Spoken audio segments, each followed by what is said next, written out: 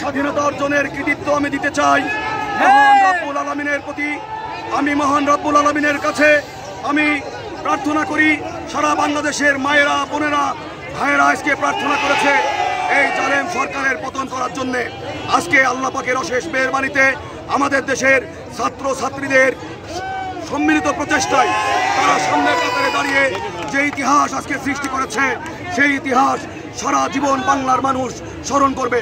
আজকে যে সমস্ত মায়েরা তাদের সন্তান হারিয়েছে, যে সমস্ত বোনেরা তাদের ভাইকে হারিয়েছে, যে সমস্ত বাবারা তাদের সন্তানকে হারিয়েছে, যে সকল মায়ের বুক খালি হয়েছে, আমি সেই সমস্ত মাদের তাদের ত্যাগ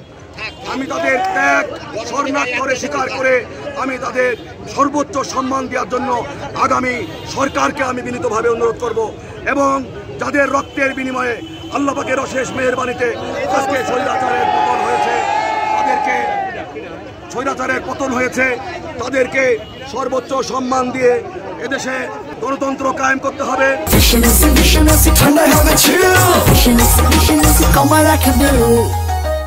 বাংলাদেশের 18 কোটি মানুষের হৃদয়ের বিজয়, ঠিক কিনা? আজকের এই বিজয় বাংলাদেশের তরুণ ছাত্র সমাজের বিজয়, ঠিক কিনা? আজকের এই বিজয়ের মধ্য দিয়ে বাংলাদেশের মাটিতে যে নৈব স্বৈরাচার সৃষ্টি হয়েছিল, যে স্বৈরাচারের কবলে এই দেশের 2000 ছাত্র ভাই, অগণিত নেতা কর্মী গুম হয়েছে, খুন হয়েছে, নির্যাতিত হয়েছে, নিষ্পেষিত হয়েছে, সেই স্বৈরাচারী ডাইনি শেখ হাসিনা পতন হয়েছে। এই তাদের প্রেতাত্মা আমাদের মাঝে এখনো আছে।